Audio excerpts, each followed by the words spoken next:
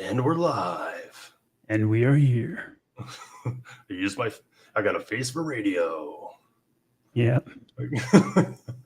We'll see if some people hop in here real quick. Yeah. I think we've got two waiting is going to kick in here.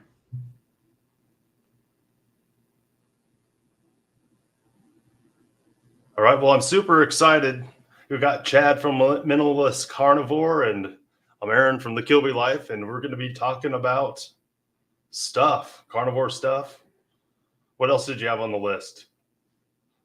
I think, that's just, I think we'll kind of play what comes out. We're kind of doing this for a fun thing because we aren't really doing an interview. We're kind of meeting each other for the first time. So we'll probably talk a little bit back and forth about, what's going on with us. And I know we both have a lot of faith in our background, Christian faith. And I think that's one of the things that I think is important because it pulled me through some dark times. Oh, yeah. It definitely did that. And, it's taking care of the body and getting through that too. So I think even that can come up with us. And I think we're comfortable with that kind of stuff too. And, basically my journey was, I was in good shape most of my life. I taught scuba for 15 years in the islands, mostly from Maui in the Caribbean, and had some issues and no excuse. When I moved to the mainland, junk was cheap and it was plentiful. And instead of hunting and fishing every day, I went to Costco and got cinnamon rolls and ballooned up to 275 pounds, like I said, where I quit weighing myself. And, I tried like the dumb green thing, and I tried juicing. I tried like all these different things and nothing worked. I even tried keto for a year.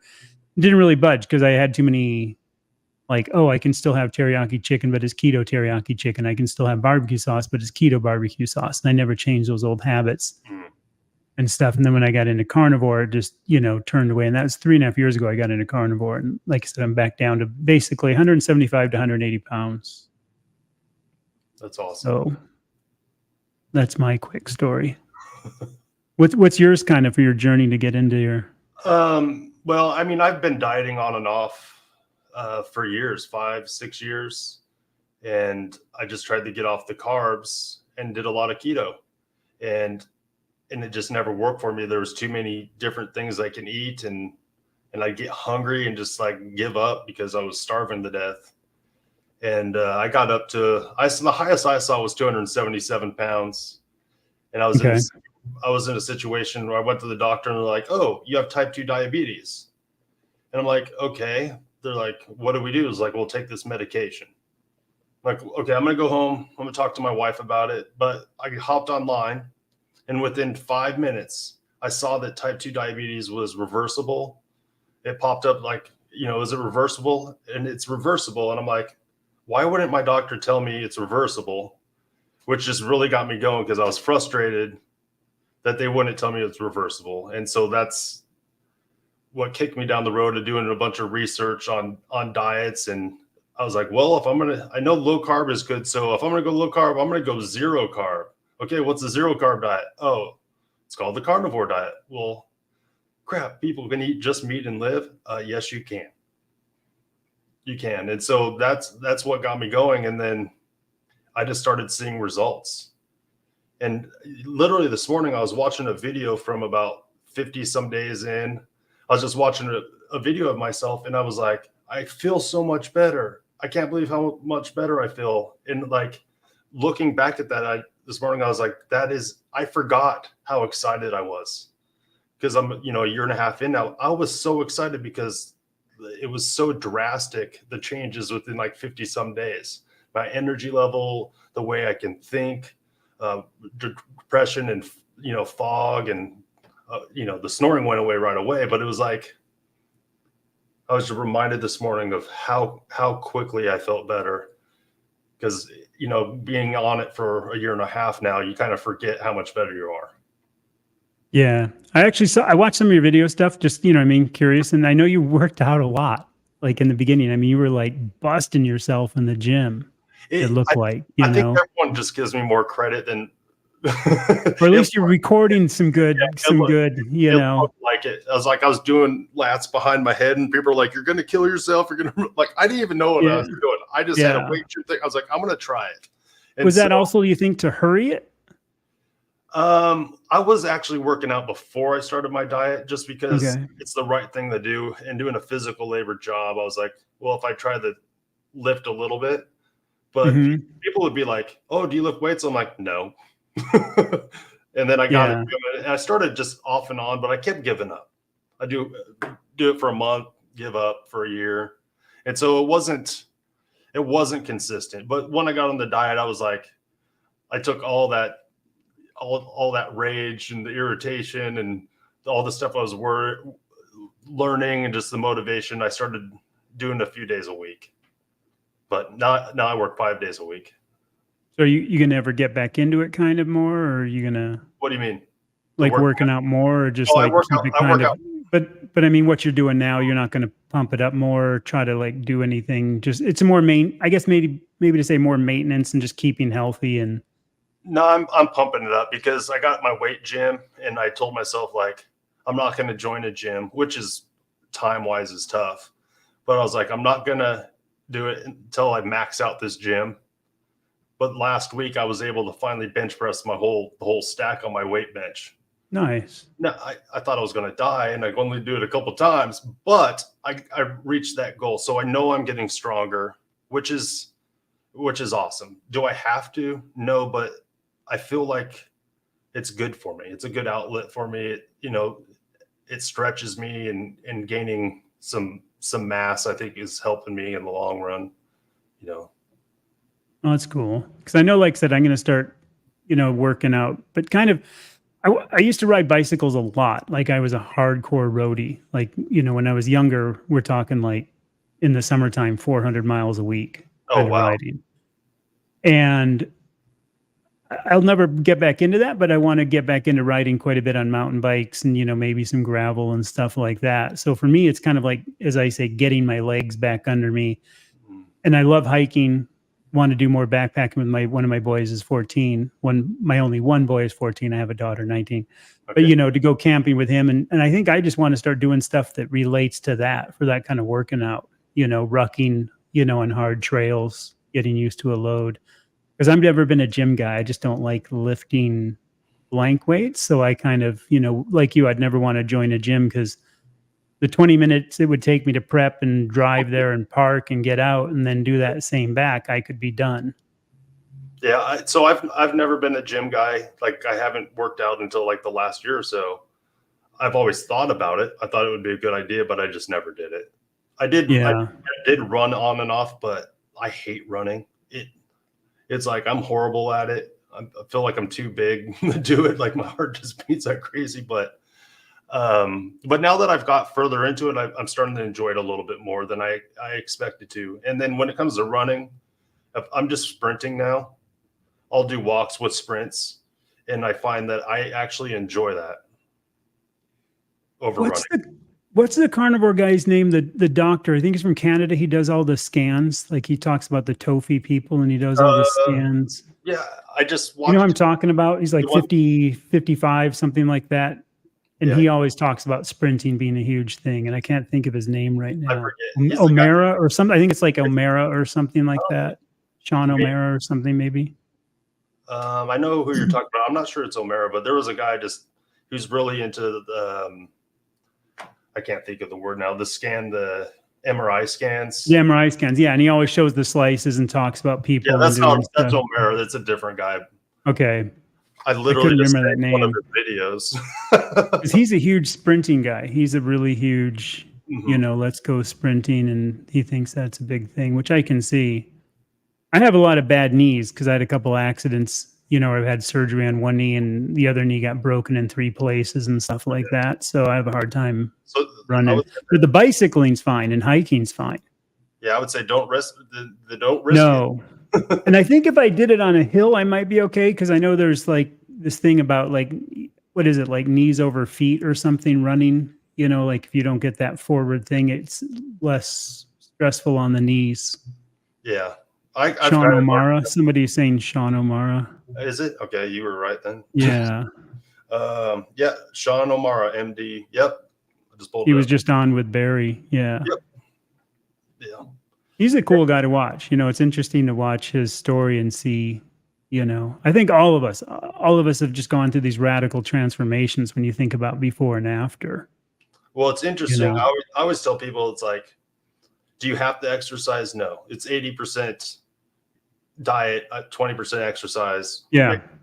Whatever, you make up the statistics, but it's like, but it's interesting for me that I want to exercise, not every day, but it's like, now I'm thinking about it. Now I'm learning things about it. I'm like, what's happening to me? Because that was not my default. Yeah, I think also for me, you feel okay with it and you can do it. And the recovery is so good. You don't have this issue of, oh, I don't want to do that. Even like yard work, because I'm going to dread it. I'm going to be destroyed for the next 4 days. So now I can go out and do whatever and know that I'm going to be perfectly fine for the next day. Yeah. And at least that's how I've also looked at it. Yeah. I try to make sure I don't go too far, but I've been trying to lift heavy weights to fail because people keep telling me to do that. Yeah. So I'm going to try it, but I'm rarely sore. So sore that I can't work, which is nice because there's nothing worse than having to go to work and having to do physical stuff and like feeling like you can't do it because you're totally sore. It's horrible. Oh, yeah. No, I agree with you on that. That's the interesting, and I know, well, how old are you? I turned 45 yesterday. Okay, because it was your birthday. You said you got tomahawks? Oh, yeah. Yeah. How'd you do them? Sous vide it and just cooked it on my flat Nice. top. Yeah, with some smoked salt. And yeah, my dog got the bone. So it even got a present. Well, I got some tomahawks like last week just because they were on sale. They weren't like prime grade or anything, but they were still good and they were on sale for like $8.69 a pound. Yeah, go for it. So that was a good deal. So I got some and my boy loved them and he wants to do those again, And I did the same thing. I sous vide it. See, I sous vide mine like if I do ribeyes at 115 for usually 2 hours. Okay. And then like those I had to finish because they wouldn't fit in a pan. Otherwise, I have a steel cooktop, just like a Camp Chef brand, kind of one. But otherwise, I use these pans from called De Bouillet, like a French chef pan, and they work because they're carbon steel, like probably your skillet top. Okay. But they don't fit, a whole tomahawk. Yeah, I got some titanium like coated stainless steel pans that are like really good, but they won't fit that. So I just use my flat top. Yeah. I'm not. That's cool. I can cook outside and not have grease everywhere in the house right now. So that's what I'm doing. Yeah, because I know like age wise, I'm 60. Oh wow. So yeah, and I'll tell you, man, for being 60, it's like I don't feel it. It's just. I wouldn't guess you were 60. So yeah. So that's the good thing, and I worked on boats for 15 years of my life beating, I've got a little bit of weird kind of spot stuff, but I mean, you can kind of tell these used to be red before it went gray and, Swedish ancestry, redheads aren't really, also. yeah, but it's like, not really known for tanning, but I have some pictures of me, of course, from, like I said, working in the boats and, the islands. And I was just, insanely dark. And they always say that totally hurts you. Now, back then I was eating a lot of rice because it's kind of an island staple, but I hunted and fished almost daily. So I was eating fresh fish every single day and a lot of hunted, deer and stuff like that, and a lot of hunted birds. So in some ways it was kind of a healthy, diet minus the rice and some shoyu and stuff like that. And I don't know if that helped with the sun, because that's the other thing. And I mentioned this in a video recently, is like, I don't get sunburned nearly as easy.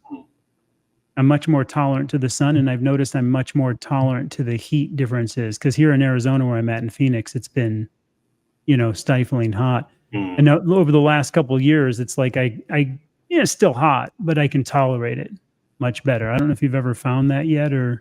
I have found, I don't know if it's just a weight loss or, for me, or the carnivore diet. Like, well, hey, that helped the weight loss, but yes, I'm sweating less.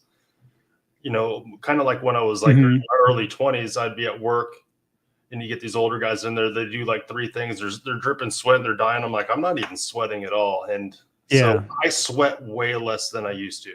And I work with some 20-some-year-old guys that are like sweating like crazy because they're a little overweight. And I'm like, I got some time in me, but I sweat way less now. That's for sure. Yeah.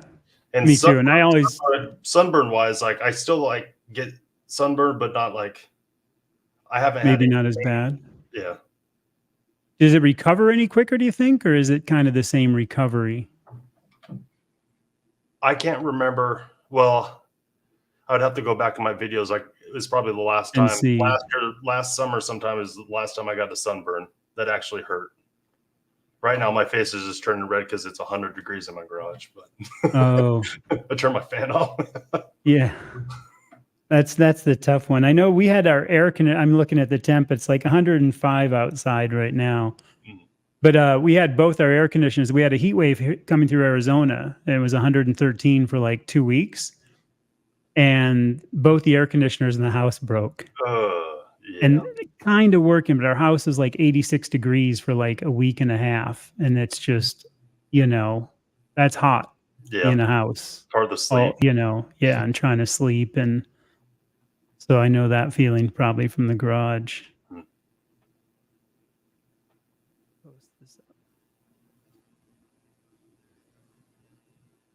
Yeah, I definitely think so. I think the other thing is just everything else functions. I think once you get, like you said, your organs, glands, your muscles, they're so much more efficient. Like we were talking about the recovery, just everything works as it should, kind of as we were created. Because I always say too, like heat tolerances, we should be outside, we should be working. And that heat tolerance that some of us get, and I think maybe that's more long term, because I don't know exactly when I started noticing it, probably not till the second year. But it's like that's what we should be. We should be able to be outside and take a little bit cooler weather and a little bit hotter weather and kind of deal with it, and maybe not sweat as much, and everything else working too. Yeah, I believe that. Then I look at my dog, and she rests a lot in the shade. Yeah, let's look at even animals though. When they're out there and whatever, Sahara kind of thing. They're usually lounging in the shade, quite a bit. Yeah, I think for me, I think nutrition metabolism is one, but nutrition level, I think might play a role in also like having adequate nutrition will just make you function, your whole body function better in general. Mm-hmm. Yeah. Yeah. Now you mentioned smoked salt. It'd be fun to even get some people in the comments, like, what your favorite salt is. Like, you have the smoked salt you were using. Is it just? So it's Redmont's smoked salt. Okay. I've smoked my own, which is not bad. So I have a little smoker, and I'll just smoke my own salts, usually Redmond salt, and then just smoke it. But I tried some of theirs, and it was better than mine. Which one did you get? Do you remember which one you have? That is a Chef's Blend. I know they have Chef's Blend and what hickory and cherry. So okay, 'cause I'm like you. I have all three. Yeah, and then I have two from this company called San Francisco Sea Salt or something that I got on Amazon. Okay. And one of them alder, and the other one's like I think a hickory. But I love alder, and I really love the alder on the salmon and stuff like that because it's just. I don't know, that alder flavor is something I really love because I used to like alder smoked salmon. And the other is this Maldon salt, Maldon, and it's like these big, huge, flaky crystals. I mean, the crystals can be like huge. That's what I. It's like is it like a finishing? It's a finishing salt. Yeah, it's a sea salt finishing, really huge flavor. But I love the crunch, and they have a smoked one and then a plain one, and those two are some of my favorite. But my base is always pink Himalayan salt. For all my dry brining, because I dry brine my meat probably 90% of the time. So I'm always using pink Himalayan kind of as my main salt because the mineral contents. It's like the, Redmond stuff, it's like there's going to be that huge base of the minerals, and the sea salt doesn't have as much, I know the Celtic salt, is better too, but so I don't use table salts, but I do like the smoked salts because it adds that throw of flavor. Yeah, I always say once you try like a good salt, that table salt is just trash. It's like, there's something wrong with this. It's just not right. But yeah. Well, Nelly knows. I actually sent Nelly some smoked salt, so I can't remember what I smoked it with. It was either apple or pecan or hickory. I can't remember. I've done a few different batches. One of those. I just sent her something that said it was bad drugs. I've got to get a smoker. That's one of the things. It's just tough kind of right now where I'm at and what with the, I can do it, but I just gotta, and I'm also just in such this flow with my, basically between the sous vide and just regular grilling, how I do the dry brining and stuff like that, but I've got to get a smoker. Yeah, I should have probably labeled it so when people ask me what I did, but that's all the wood I own. So currently. Yeah.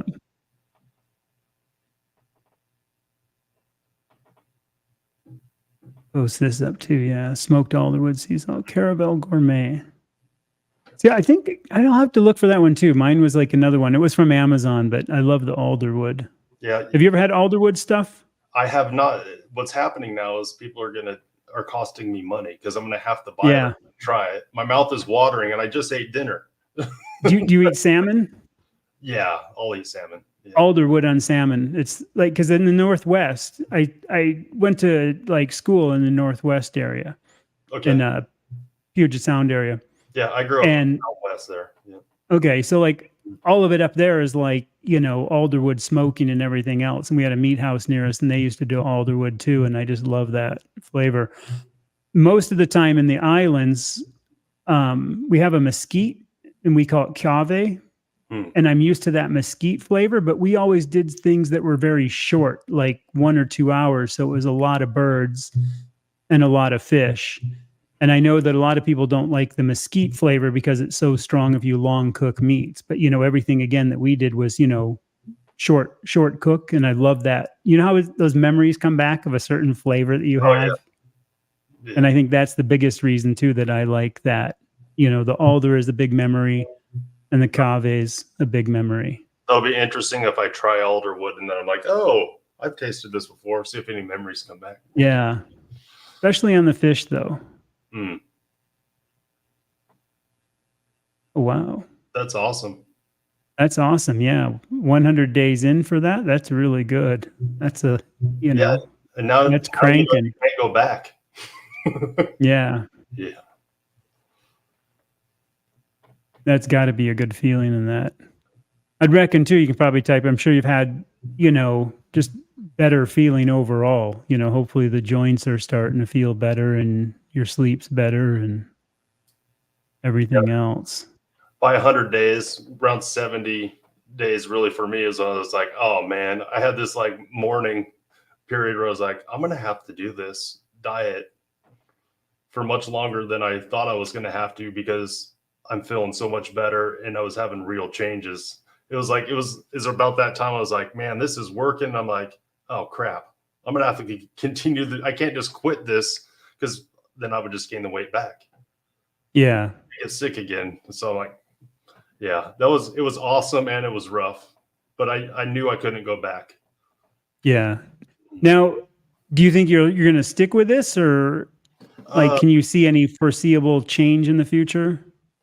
No, I always say try not to make like lifelong goals. So my goal, just what I mean in general, like my goal is to go 2 years and just reassess. And my guess is at that point, there's no point in me adding stuff in. So because I've experimented just a little bit, like trying to add cheese in and out, doing just plain diet, eating all different types of meat. I have had like an avocado here and there, some green beans that I grew, it's weird being someone that likes the garden, but then not eat the stuff. Yeah. Just give it to your kids and stuff. But like none of it appeals to me. The avocado was all right, but it's like nothing really appeals to me. Nothing. There's like, I like the meat anyway. So I don't know why I would need to experiment that much.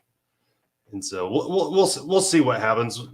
Like I was like, I'm going to go ketovore. Then it's like, well, ketovore's under 10 grams of carbs a day. I'm like, well, that's like, oh, whatever. Is it even worth it? It's kind of like, why bother? And cheese will bloat me and things like that. So it's like, I don't feel great. So why do it? Now, do you notice when you do cheese that you also get more joint pain and a little bit of inflammation kind of feel? Because when we were talking before, so in the comments, like, I'm doing cheese again because I have no gallbladder, and it's seeming to work for my no gallbladder situation because Tudka didn't work, ox bile didn't work. I hate spreading out my meals too far and trying to just eat a little bit all day. So I'm kind of OMAD. And then I just, put down about 3 to 4 ounces of cheese with my meal and I'm good to go. If I didn't have to, I probably wouldn't do cheese. But it's interesting for me at 3.5 years, I didn't know what was going to happen. Probably like you, I just kind of went into it to lose the weight. And I always stay because it's like the fountain of youth.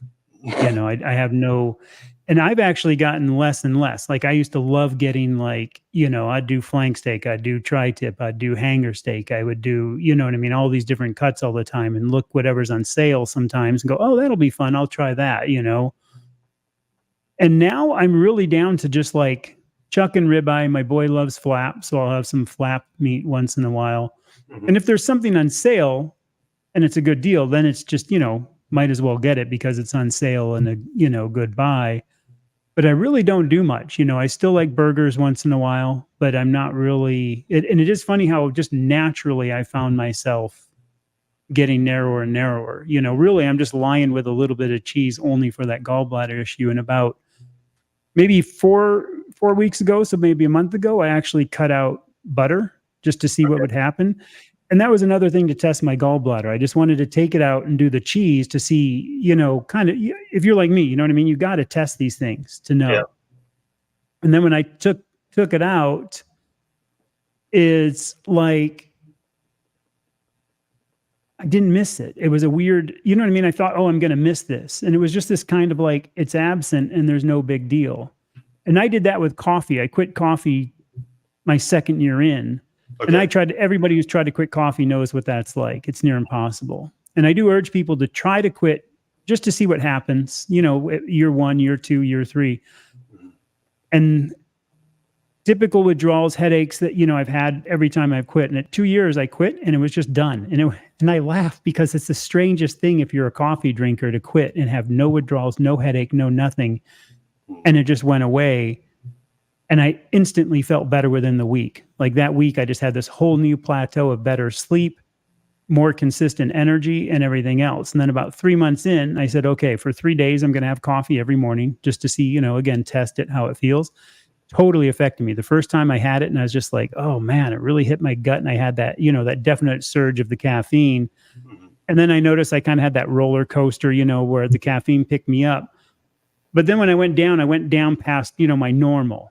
Then I had to come back up. So it was kind of like this, high and then this dip. So I ended up in the same spot and I didn't like that feeling. The second day I had it, I finished about half and I was like, no way. And the third day I literally had 2 sips and I'm like, I'm done. And about every 3-4 months, I'll take one little sip of my wife's cold brew because she still drinks coffee just because I'm curious to see, like, is there any, love of the taste? And I'm like, no. Yeah. So. Yeah, I mean, I have a love-hate relationship with coffee because I gave it up last year for a few months, and I had headaches like crazy, like for a while, and then I was like, I felt pretty good, and then I had a rough day, and I tried some coffee, and I was like, dude, this is awesome. And so then I got back, I call it the sauce, so I got back on the sauce, and literally I've been trying to wean myself off again, but yesterday I've been weaning myself off, but I was like, okay, I get 2 cups, like 2 fluid cups or whatever, my volume. And I drank it and I was like, I had a headache all day. I was like, what the, and I was dragging. Then my wife's like, oh yeah, I made decaf. So I went all day yesterday without coffee and she told me at the end of the day, I was like, I don't know why I don't feel that good. And she's like, oh, I made decaf. That's funny. But it's so it shows it's the caffeine, doesn't it? Though that kind of shows you there is something about the caffeine in it because you thought you were. Well, and it's like I probably best case scenario, you give up coffee and stay off coffee. But at the same time, I feel empowered to try it and not try it and wrestle with it a little bit because I feel like I'm not ready to completely give it up. But I know I should, but I'm way closer than I was before because I've actually given up, and I know I felt better for a while. I felt better for a while, but then after, you just have one day, and it's like, okay, then I feel really great, and then I'm chasing that kind of high, which is like it's the only drug I'm taking. So I don't know. Yeah. It's a mental thing, and I know it. So For me, it's, and this will relate to the question. Like I've been carnivore 3.5 years, and I did keto for 1 year before that. Too. I'm going to bring this up just so we know. I know it's at Nellie's needs meat. She's asking, but I think it's important to know too, like what other people are doing. That's why I brought that up. So I know it's a weird double question. It took me till 2 years to quit coffee. So I think too, that's one of those things that I'm really casual now, just like, kick the can down the road because it's such a huge part of somebody's life. That's why I'm kind of, I just say try it, but don't, that's how I at least tell people, me kind of looking back, but I'm glad I did. Cause like you said, you notice that difference. It'll be interesting if you try it, like say at that 2-year mark and then notice even more difference. Yeah. I did it because I was going to be doing lion diet, which I didn't realize, but because I gave up the coffee, I was like, well, I guess now I can actually really do lion diet without the coffee. And I was glad I did because, doing that all at once might have been a little bit rougher, but it was like, but that's when I got to my lowest weight when I gave up the coffee and was eating just lion diet. And I felt great. But then by the end of it, I was like, man, I just want to eat an egg. It was the weirdest thing, An egg. Yeah, I can't do eggs because I'm allergic to them. Well, yeah, there you go. And it's a bummer because I do love them. But all eggs, even like I don't know about duck eggs, but I've heard duck eggs are different. But I just don't, they're so expensive, so I'd rather just buy meat. Fair enough. But I do love them, but I get really itchy skin, and they just rip my gut apart. Yeah, so then it makes it not worth it. Yeah. So unfortunately, but I do like they're just so versatile. Like you can mix them with so many things. I'm gonna start maybe putting some yolks on the steaks. I do like the egg yolks on steak. I think that's a really good, flavor and pick up a little bit of it. Have you ever tried salted yolks? No, but I've seen them, and that's one of the things, because they get that hard, so you can literally pick them up like a little. Are those the ones you're talking about? Where they actually you can grate it on your food and stuff. Yeah. I have not tried it either, but I was just. That's funny you said that because that's one of the things in the back of my head I keep seeing. I'm like, I got to try that because that would be the perfect way for me, not being able to have the whites, to not just have like, okay, a couple of yolks on a steak, because there's so much. There's just, to me, it's kind of like a lot of hassle just for a few yolks. Fair enough. Yeah. But that's funny you brought that up. Yeah. Yeah. Now I need to do that. Yeah. Put that from Susan. Wow. That's awesome.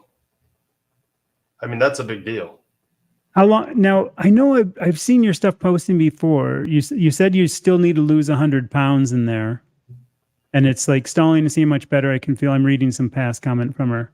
I'm going to post this one of her.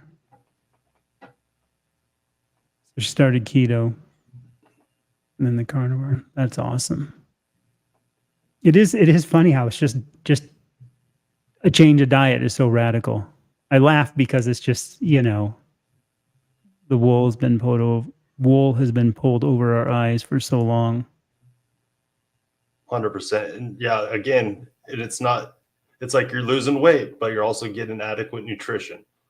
You're going to start wanting to do some more stuff. Your confidence is going to start building. There's going to be more smiles on your face, more hope in your future. And it affects your life, people's lives around you. It's a beautiful thing. Yeah. She says they're the best. I know that makes me even want to try them more. It's like, I'm going to have to look that up on how to do that and just give that a shot. That would be a fun, interesting thing. I know the one other Teresa O, we did kind of like a live stream with her, and I think she works with Ken Berry as one of the admins or something, but she has a great carnivore, and I think it's just Teresa O is kind of her channel. Okay. I could find it out. But she even said that about smiling one day. She goes, yeah, in the carnivore thing, there was this massive depression. And one day she goes, I just literally looked outside and smiled. And that stuck with me from that when she said that, because it is true. You kind of get that point where you're like, Yeah.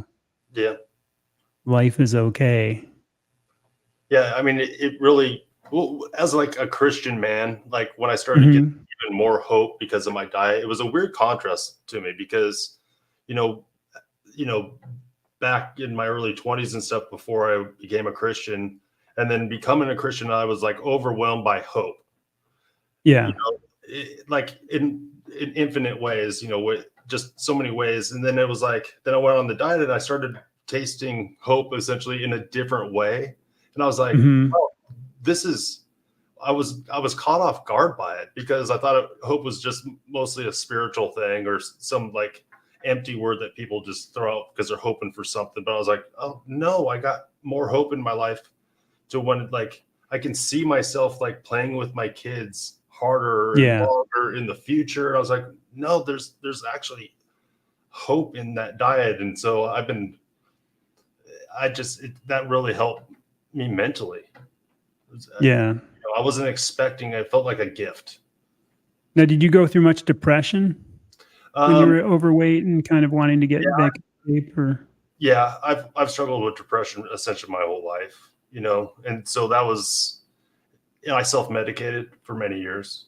mm, So I've always kind of had that bend and like even wrestled with it after becoming a Christian and stuff like that, like up and down. okay, But I've been drug and cigarette free for 20 years, but I've wrestled with alcohol on and off for years, even after being a Christian, and even in pastoral roles.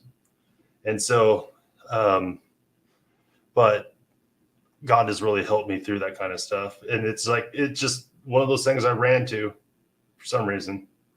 But it was like yeah, depression. But um, my wife will attest to this. Like going on a carnivore diet, I don't have as high highs and low lows, or like yeah, at least I'm way more even throughout my life. I still have times that I don't feel 100%, but it's not like I'm completely down in the dumps anymore. yeah. It, it's I it's know. it's Go ahead. different. My emotional levels. I actually did a video too on this, like when those air conditioners broke when we were, talking about that earlier too.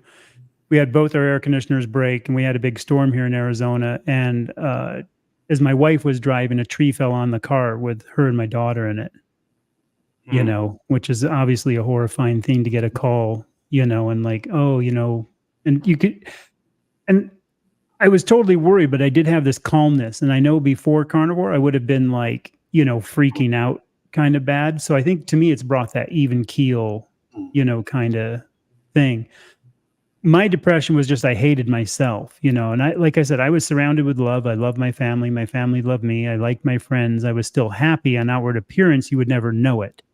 Okay. But there was this deep inset because again, I came from this lean, ripped scuba guy working on Maui, moving to the mainland, then getting overweight. So whatever you want to call it, pride, humility, I don't know what it is, but it's like this isn't me. And it's like this thing took me over, and Yeah. wouldn't let go. And even like with, God leading you to this way of eating, I'm a very biblical straight Christian. Like, I'm probably leaning toward the Reformation, kind of thing. Okay. And really, just this is what it is and stuff like that, non-denominational. So to me, it's always that like led me. I know he's always got a plan for me. So to me, it's just, and I knew I was going to get out, but I didn't know how, didn't know when. And I often am like, I know I'm going through this for a reason. And you got to have faith in that, but you still ask, why am I going through this? You know what I mean? In the back of your head, even when anything's, that he's throwing at you to learn from, I'm always like, wish I didn't have to do this, but I know I do, you Mm. know? And That so that's good. Sorry, it just reminded me of something my dad used to say that stuck with me. He said, like, people always say that God's not going to give you more than you can handle. Hmm. Yeah, but then we add stuff on Yeah. that we can't handle. Or we make it out to think we can't. We don't trust him that he knows what we might need, Yeah, it's to like, hit that rock bottom mm, too. I think there's that, so I've had this very, you know, I don't know how you say it, but like I knew it was there, but it would never let me do anything stupid. Like I would have never, like I said, yeah, if I died, I'm so miserable, that would be fine, but it would be horrible for my family. So I don't want to. Does that make sense? You know what I mean? In your mind, you know what I mean? I never would do anything stupid, but it's like, man, that was a low point, being that out of shape and trying all these things, like I said, trying the juicing, trying the vegan thing, trying, the small plate thing, and, read some stuff on this blood type diet, and it kind of made sense, but some things didn't, and now I kind of understand getting into that. And like I say, keto was kind of the door, and carnivore opened that door to health, because keto kind of started helping me, but I just ended up substituting foods rather than actually, fixing what needed to be fixed. Yeah, I call it, like, to me, it's like a big reset. It's like the carnivore diet is like the fastest, best way to a reset of how you think about food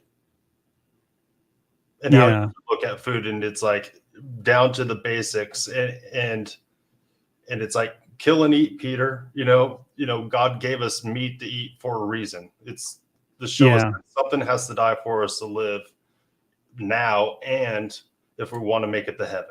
They get spiritual about it, but and that's even like with, some of the other stuff. I think meat is what we're based off of, but we're also created in such a way that we can handle some other things. Correct.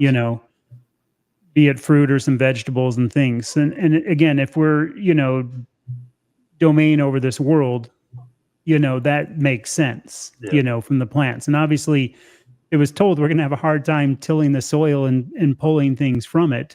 Mm-hmm. And if you think, at least, I'm not trying to overinterpret it, you know what I mean? But it's like, it's hard to get that stuff out of there. And yet animals are there for us.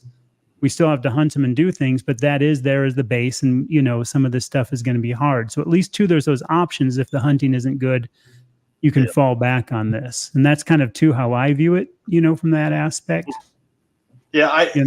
Yeah. I mean, those are like, but we've gone so far away, when it comes to food being processed, that like you rarely see actual food as it was made. Yeah. There's none of that. I watch. I always bring up the show Alone. You watch Alone, they're out there in the woods, like starving to get death, eating blueberries and pine needle stew and all this.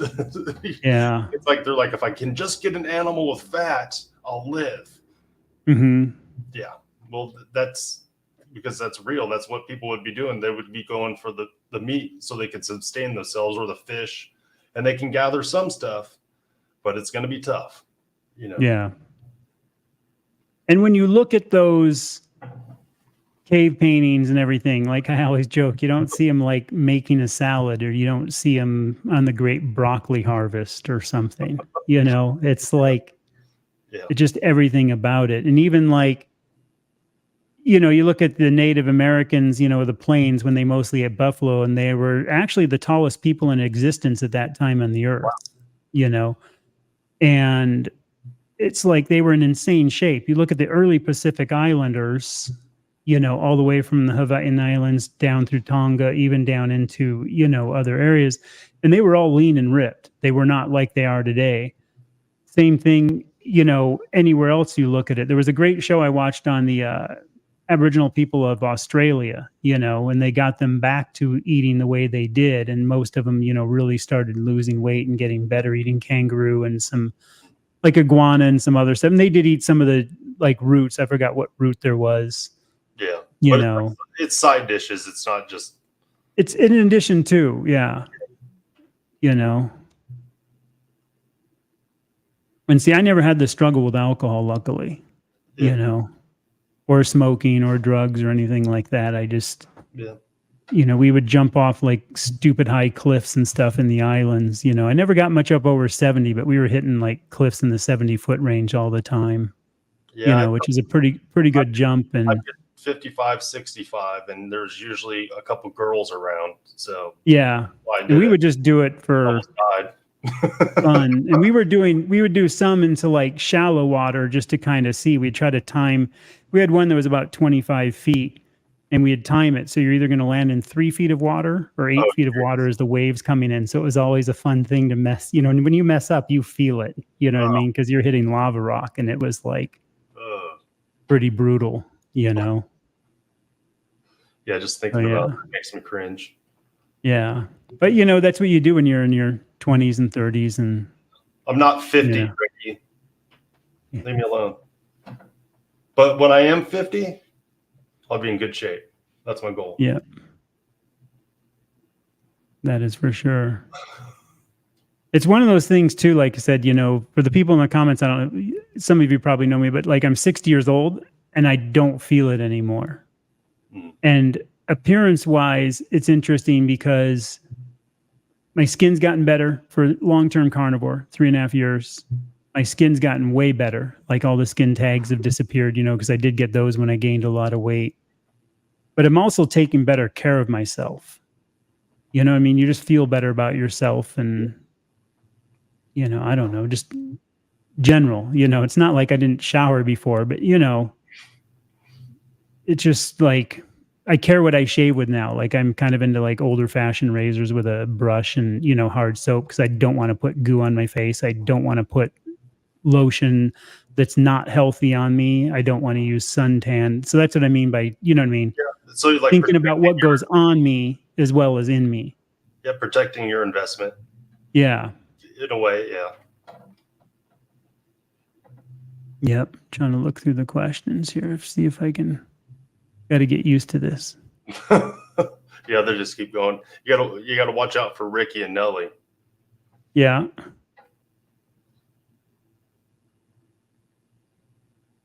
Yes, I prayed for a better path to health and was led to carnivore. I hear that a lot. Yeah. It's like I was searching for something and then carnivore popped up. It's like, okay, is this a sign? What's happened? Can God be involved in this diet? Yes, I'm 100% convinced. Yes, we'll lead you to this up. There's your "What's Wrong with Wheat" from your Nelly. Oh well, ask my wife. She just watched a whole documentary on it. She's telling me stuff. Yeah. Was that the documentary then, the "What's Wrong with Wheat" one? Because was that like on a Netflix thing or something, or was that? Sure. My wife just was telling me that I should watch it. So I know that sounds familiar. The name of that, like it sounds like it's one of those ones, for sure. Trying to go down here on this.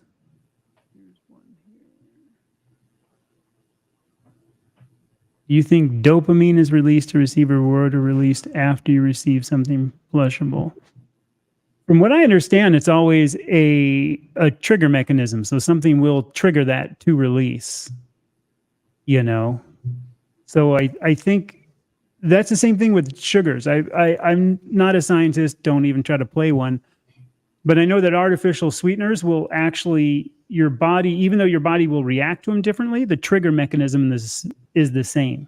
It will trigger that dopamine and the other release that you're getting the sweetness. And that's why I think too, the artificial sweeteners are something that people should stay away from. I even think they should stay away from them on keto. Just flat out nix all the artificial sweeteners. And I always kind of joke because stevia or stevia, however you want to pronounce it, it's from a leaf. Well, sugar is just from a big chunk of grass. What's the difference? It's both plant, So to say, oh, well, it's different because of, glycemic this or the sugar, it's still a sweetener that's triggering it. It's the same thing with some fruits that are so insanely sweet.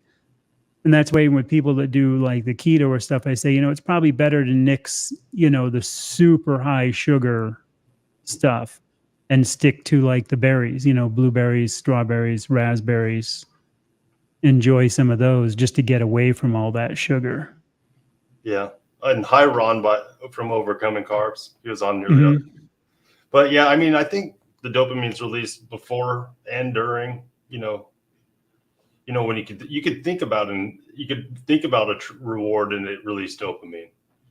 Yeah. You get excited about it. And I mean, for one of those, like, I've never been a fan of artificial sugars.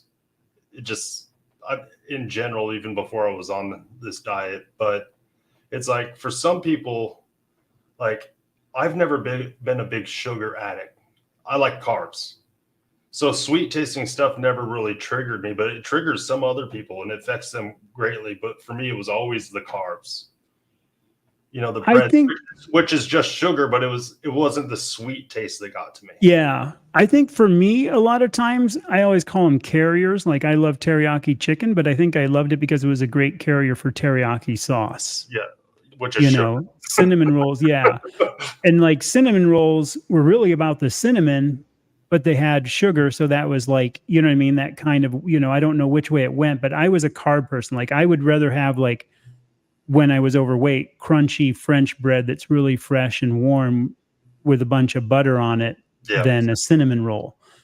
So I think too, I was just flat out bad with both, but I've often noticed that things have to go together, like because even when I was overweight, like the French baguettes, with a whole bunch of pastrami in them were incredibly delicious, to me at that point. yeah. And now, no, totally gone. I don't even remember. So Yeah, I had long I gone. told the story about how after 6 months on the carnivore diet, I was like, I rewarded myself with a few pot stickers, like, these dumplings. Yeah. I put them in my mouth and it was like, it just tastes like flour. I was like, this is disgusting. This was the best thing I ever ate before, but now it tastes like all I could taste was a flour. I'm like, ugh, this is gross. Yep.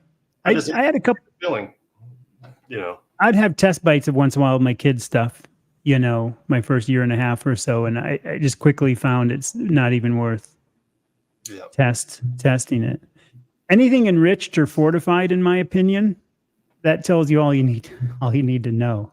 With the enriched wheat flour isn't good, right? I'd say, yeah, I don't think it's, healthy. That's me. It's like I said, enriched, fortified isn't what it should be. I don't know what you think. I mean, I would just stay away from it as a whole. Yeah. And if you really want it, that means you should really stay away from it. And I think that's what he was saying. And if I was ever forced to eat bread, like someone's like, you need to eat this bread, I would be like, can it at least be sourdough? Because at least it was fermented to some degree and digested partially. That's a good point. What Rick says, wheat's processed grass seed. Yeah. The only fruit I used to like were things in the island. One called apple bananas. They're these weird little bananas that are really short and really firm. And so like a plantain, not even. They're like a banana. They're just sweeter than a normal banana, and you have to eat them when they're all almost black and spotty, and then they're not gooey. It's just a really good. There's some smaller bananas you can get in stores that come from like Mexico and stuff, but they're not the same as the Pacific Island apple bananas. And then obviously pineapple and these things called strawberry guavas we used to eat when we're hunting because they just grow naturally wild, kind of like, berries would be for some people in some places. They're kind of a natural thing. But because those have never really been touched, they're pretty hard to eat. They're just these odd little round, if you looked up a strawberry guava, but they're pretty much all seeds. So you got to decide either I'm just going to swallow all the seeds or you kind of do this weird sifting through your teeth and mouth, and get all the stuff out and then spit out all the seeds because they're probably 80% seed inside. And I think a lot of even our older stuff that we would eat was going to be more like those, things. They're not bred now to not have seeds, like seedless watermelon and all these things too. And I think that's even the problem with our food supply. It's just been so modified. Yeah, that 100%. I know that. Yeah. Yep. Hang in there, looking through this. Yeah, I should have got my reading glasses because I could barely see them. Uh-oh. Got to put those on. That is one thing. My eyesight's gotten way better over the years. Oh, has it? I have astigmatism, and my astigmatism has gotten way better. My old glasses work way better.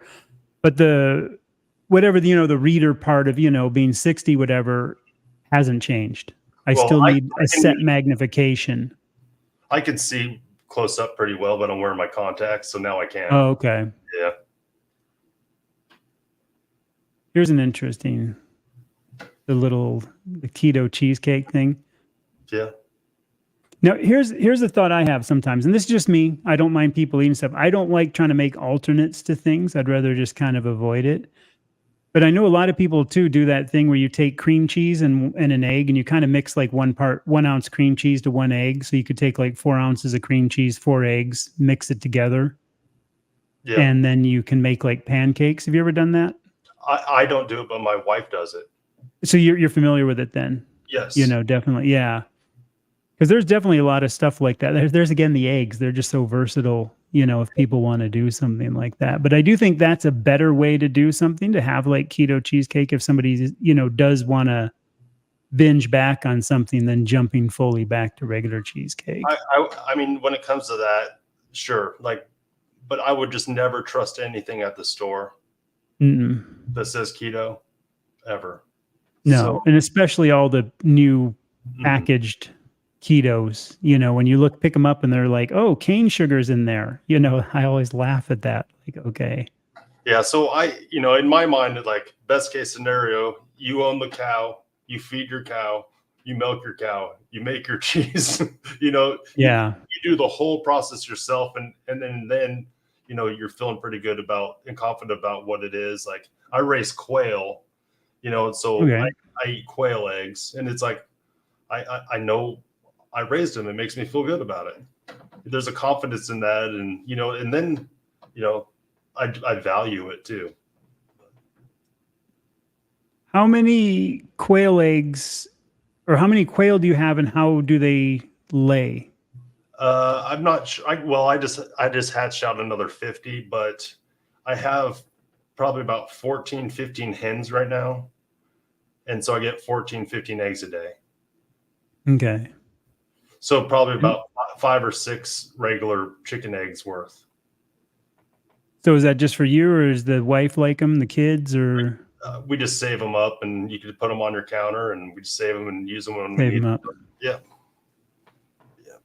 Yeah. It's just, I got into like trying to be sustainable, but I live in the city. I was like, I can raise quail because they're quiet.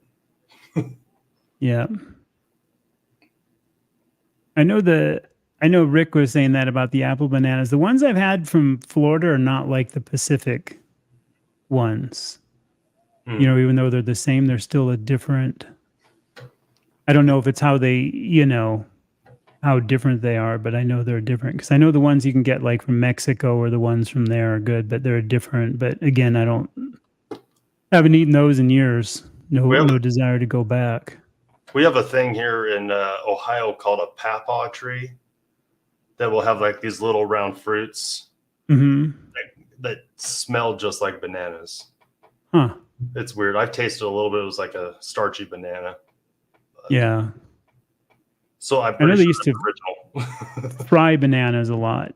They used to take them and fry them and that. And in the islands, you have lychee, these little weird jelly-like things that are,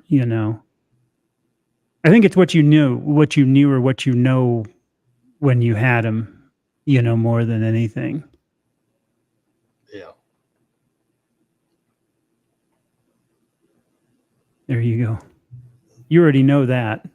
You're going to know everything there. So yeah, Nellie, is good friends with my wife, and they talk about food and all these stuff all the time. And Nellie is like the master of, making different foods, like replacing, like, because her whole family doesn't eat like a carnivore keto diet, but she's like always trying to find recipes like she can make for her family that are a little bit better. Yeah. And I've tried to do that. It hasn't really worked out so well yet, but Yeah. Barbary figs. Yeah, there's a lot of, and this brings me to something too, like this Barbary figs or the apple bananas there, or the things. I know, obviously, for the carnivore, we know that meat was everywhere, and all these things weren't everywhere.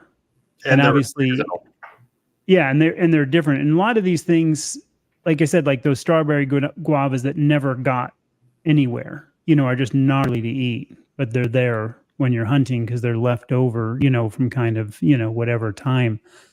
And it just doesn't make sense that like, oh, you need these avocados, you need kiwis, you need this vitamin C from this, because we know that they wouldn't have been available to like all these other people all throughout the world in all the different places, even what people from here to the Inuits to, Australia had completely different stuff kind of thing.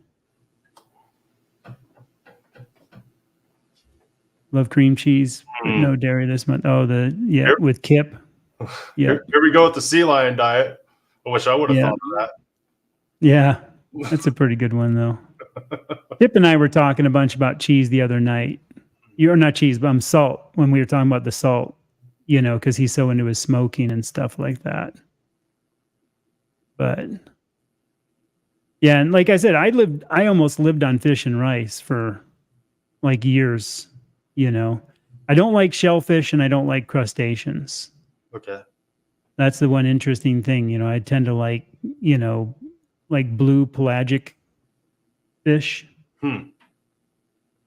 more than anything else. I don't even know what that is. I just said just like ahi or mahi or ono or wahoo, like fish that live in the blue ocean part of the ocean. We ate a lot of reef fish, but when you get to those fish that are out in the cleaner waters, that's the kind of fish I always like better. Just I thought it tasted better and was cleaner, because some of the reef fish, you have to be careful of what they call ciguatera, because like if the little fish get consumed by the bigger fish and it works its way up the chain, it can contain this thing that basically gets you really, really sick.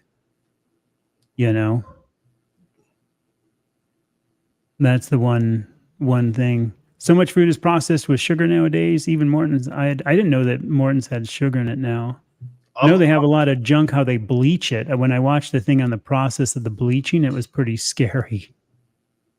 It's like the seed oils that they go through all the process of, chemical stuff.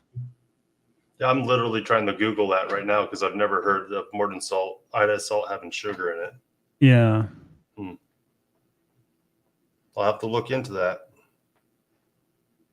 I just don't like, like when we were talking about salt earlier, like the Redmonds or Himalayan salt, too good, both I always call it mined salt, mountain salt kind of thing. And the sea salts, I don't mind sea salts for finishing, I used to only essentially use Morton's kosher salt or Kroger brand or whatever like that. But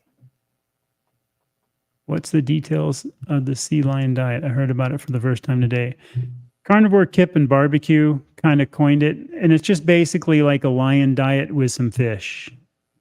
That's how, he's kind of, but it's a good phrase. He came up with a good one there. It's like I heard him joking about it. It's like, no, you don't just eat sea lions. Yeah. Be like the Inuits just eating the, Yeah. So I've critters. I've done some most of my diet is probably sea lion diet, because I'll do, beef, butter, bacon, eggs, which is not really lion diet with the eggs and the bacon, but the eggs for sure. But then I've always wanted to add in some salmon on the weekends or shrimp or whatever, because I enjoy it. So there's that. Yep.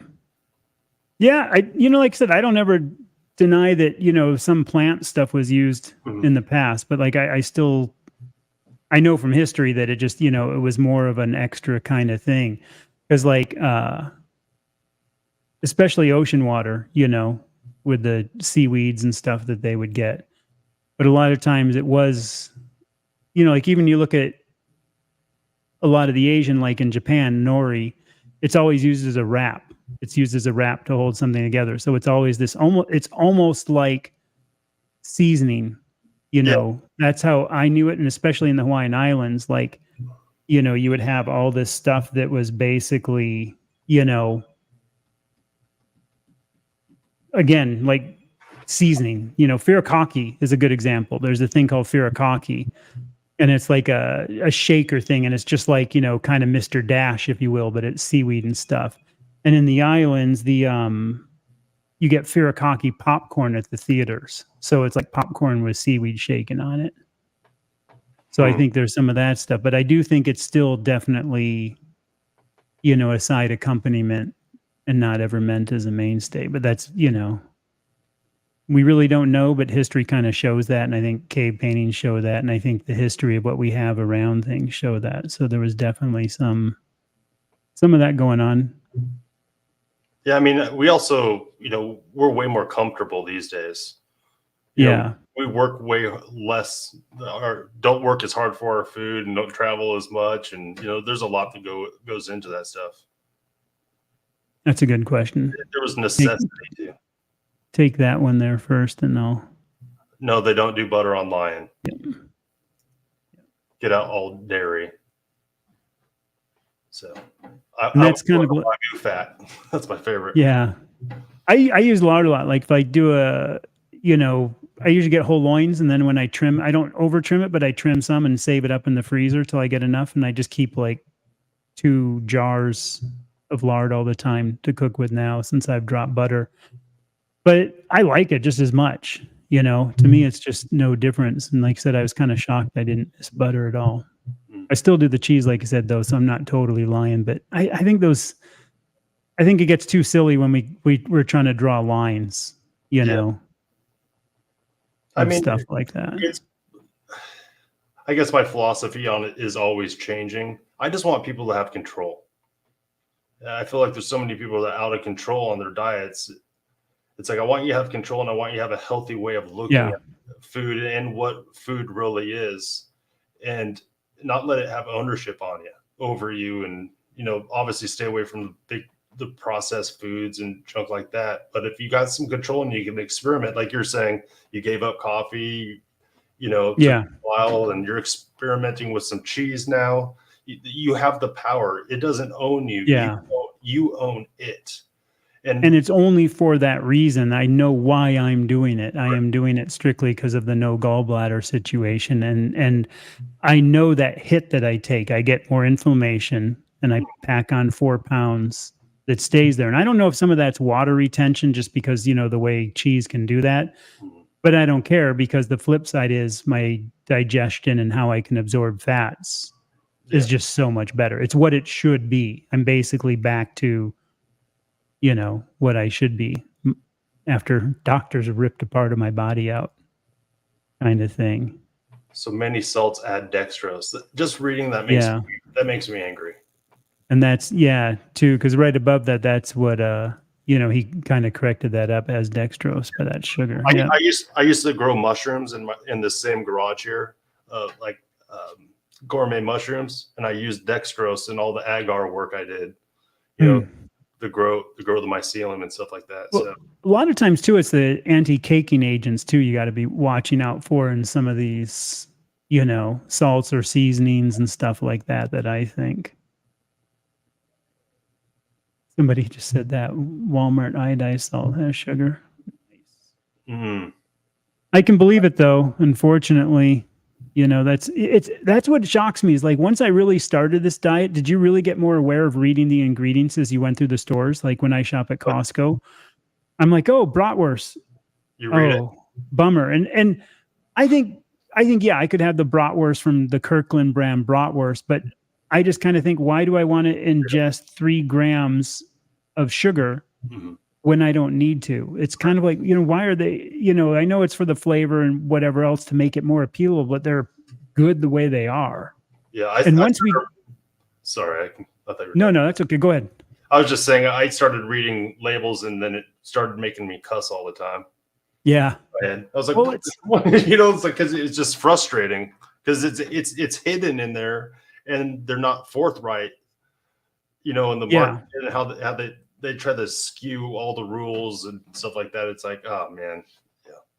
And it's also like, once you come off this, and I think everybody probably knows this, that comes off this, and then you do try something that's like that, and then you really realize how sweet some of these things are that don't need to be, and how we're definitely that frog in the water that's been brought to boil, with our flavors and tastes.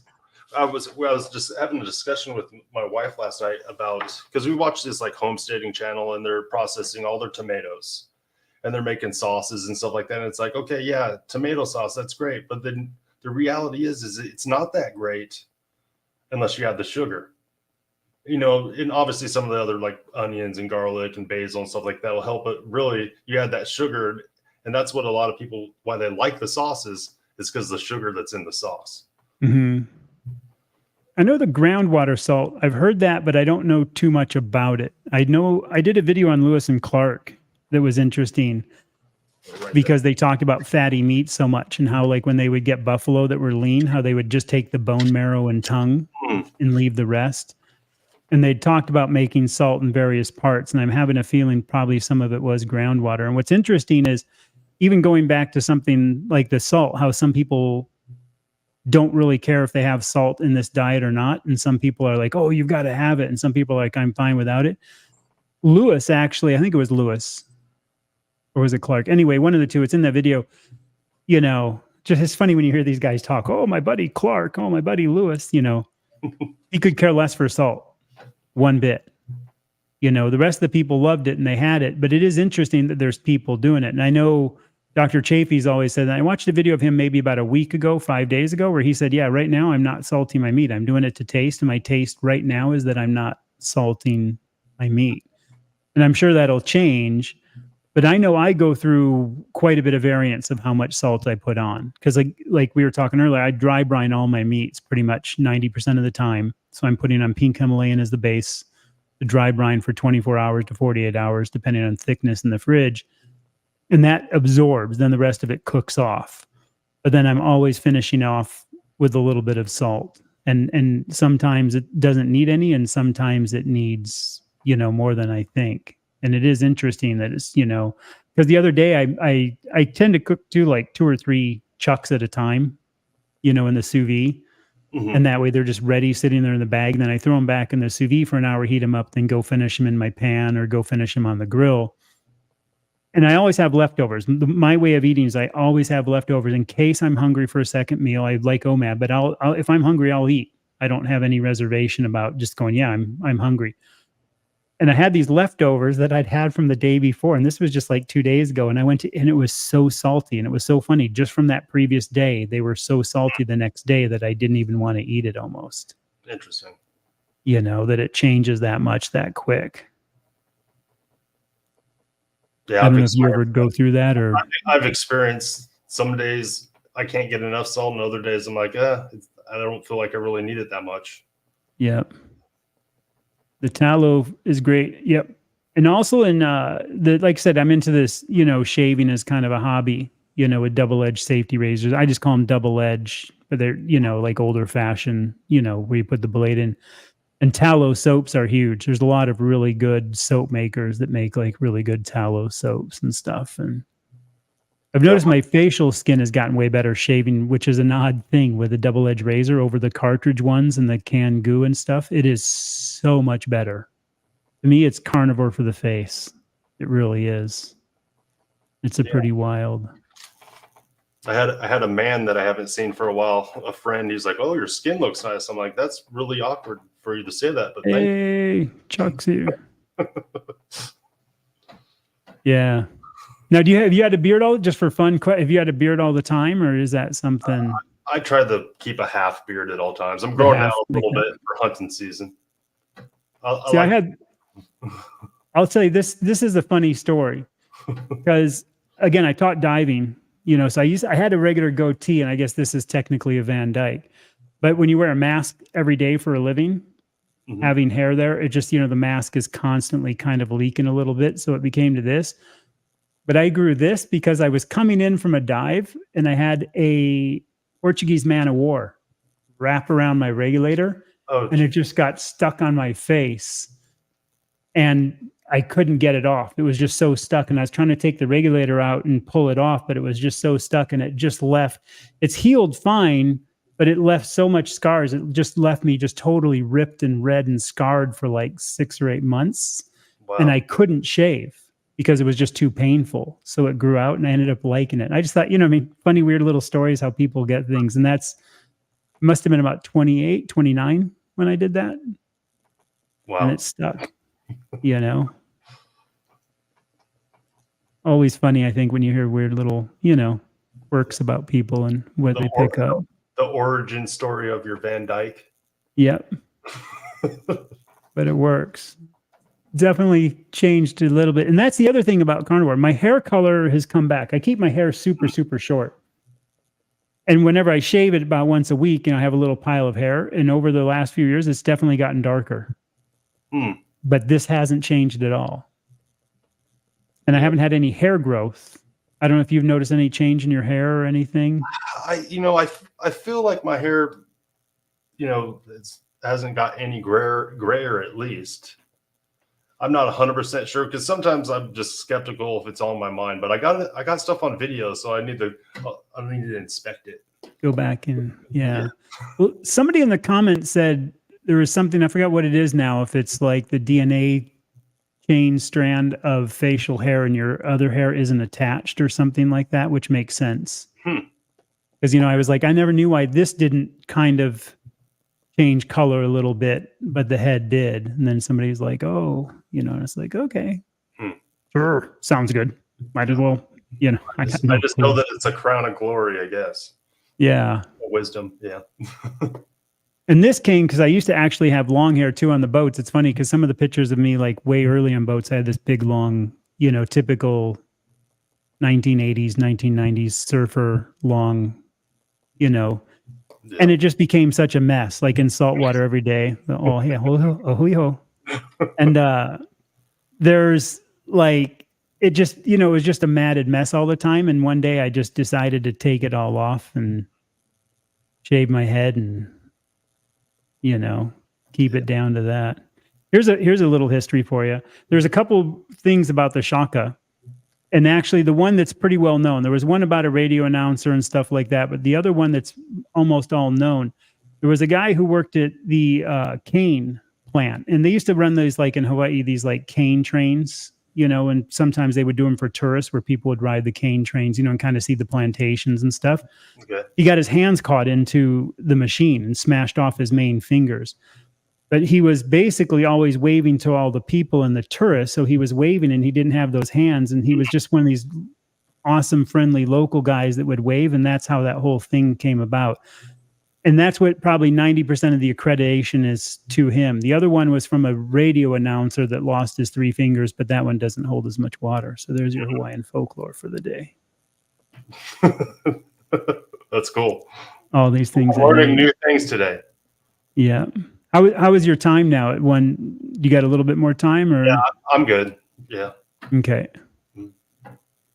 Question. What kind of type of shroom? Oyster mushrooms, shiitake mushrooms, mainly. I did some lion's mane and chestnut.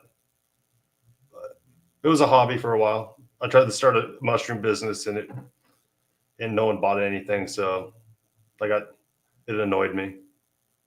So I still have mushrooms I haven't grown them for years, and I still have dried mushrooms in my cabinet. So. Yeah, and that's the truth. All sausage. There's only one that doesn't, and it's at Costco, and it's like a Italian sausage that I've noticed doesn't have added sugar. For me, it's near the rotisserie chicken next to the raw pork because they're like raw, and it's actually in, the intestine casing, and it's like, for me here, it's like some Italian thing, and it has no sugar in it. But I don't really do pork much, so I used to get them, and then I just slowly weaned off them, and I just never. It's weird though, because I just don't really care anymore. It's not like I can't eat them and go, oh, I want that again. It's like, oh, okay, but whatever. It's just easier to have the, beef, the chuck, and the ribeye and be happy, I guess. I bought some that had no sugar in it. Or yeah, I think it might have had a little bit of sugar when I went camping last time with the boys. I'm like, oh, you go camping, hot dogs or whatever. I was like, I'll get these sausages, and like they tore me up, like the black pepper in it or whatever. I was like, yeah, I had 2 packs left. I just gave them away at work. I was like, I'm not eating this stuff.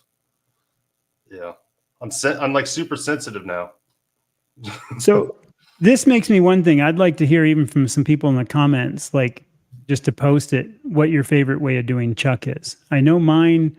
I don't know if I love chuck because it's so versatile. I love it sous vide, 131 degrees, 24 hours, then finished off however you want to finish it off, whether it's on a grill or in a pan on steel or something like that. Yeah. But I also like it when it's like chuck steaks, cut a 1/4 inch, you know, then I grill them and then I throw them in the Instant Pot for only like 5 minutes, just enough to soften them. And they're really good the next day cold. And also longer, because I have such severe allergies, which are almost about 98% gone thanks to carnivore, I still get histamine response. So if I do a chuck roast in a slow cooker, I get way more histamine response. Doesn't hit everybody. It's a pretty rare thing, but it is there. So long cook stuff. So that Instant Pot for 5 minutes works. The sous vide doesn't get it, which is strange. And I think it's because the temperature, the way it cooks, it's not cooking it to brown. You know what I mean? You do sous vide, I know. Yeah. So, you know, it doesn't overcook it. It's just this nice, beautiful pink soft. So I might say sous vide is kind of, if I was forced to have it one way, it would be in the sous vide, full thickness chuck, you know, or the steaks, doesn't matter. But, you know, 24 hours at 131, then finish. That would be my favorite. Yeah, I'd like to tell you about my Lord and Savior, the sous vide machine. Yeah. Because it like I got that right off the bat. When it comes to chuck, you do 24-hour chuck roast in there, slice it, whatever. It's delicious. But I also like grinding my own chuck. Yeah. You know, it's not the same as like the chuck you get at the store. You can grind it however you want, and it tastes different also. So I tried grinding my own, and I just like the regular chuck better than the ground. So it was kind of like, you know, and I tried a brisket chuck mix, and I kind of like the brisket alone or the chuck alone better. So I was just like, you know. Yeah, I buy a lot of chuck because I can get, you know, whole entire like beef shoulder clots, which is a bunch of chuck mostly. Yeah. It's like at $4.29 a pound. I mean, I can't pass it up.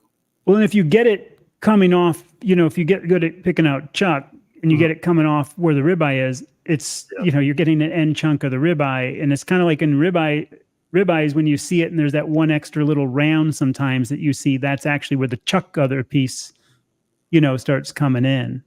So to me too, it's got that flavor if you want. And like you said, it's cheap, it's versatile. I think obviously there's a lot of nuance to the flavor. Like when I buy a whole chuck thing, I've took it apart and tasted different parts of it, but yeah, it doesn't all taste the same. But no. Chuck has good flavor, has better flavor than a fillet by far. Yeah.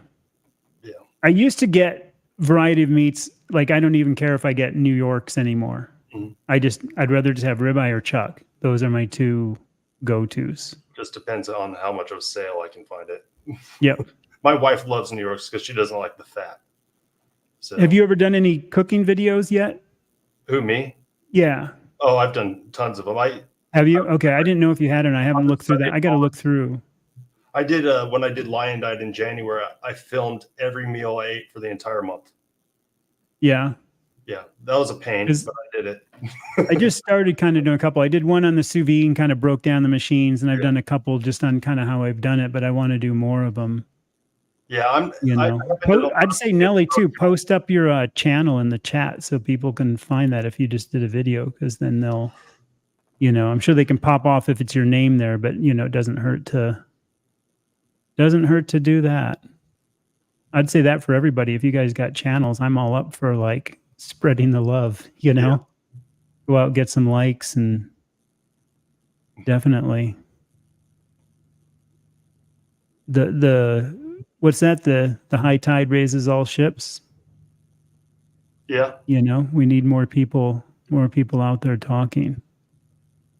That's for sure. I think on that one egg thing that was just passed, I'm going to try that salted egg thing soon. I've got to try that, you know. Mike's. I mean, trying to find a good farm store. Locate one. That's the one thing. Do you ever do tallow coming off brisket? I actually like the tallow that I make off brisket because it's a little softer, a little almost like spreadable. You know what I mean? It just has a... Yeah, I like that a lot because the stuff I get off some of the other stuff is a little, you know, so it's kind of nice. You can have that variance too. It doesn't have to all be the same. My wife started to make some skincare lotion from it, and she smelled like beef. Yeah. it's got its own distinct. It's not the same as the Yeah. the thing. It's for cooking, in my opinion, only. It's not that clean white stuff. Yeah, I on that 30-day challenge thing, 31-day challenge, I had tallow. That's what I cooked in the whole time so I could keep it straight in my diet. And I was like, what am I going to do? I can't cook in butter. I was like, oh, I had some tallow. Thank goodness. So yeah. TMI. Yeah, probably. I don't even know what I said.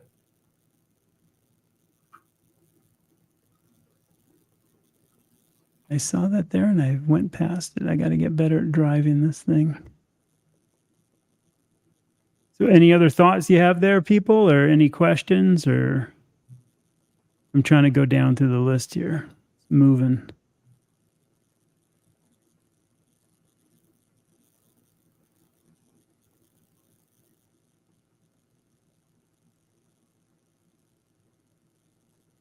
Yeah, I was reading this, about the tallow and the beef fat trimmings, grass-fed. I have not bought a lot of grass-fed beef. Like, I've looked in the area and it's so expensive for one, but like I would have to buy a whole cow. Little shout out here.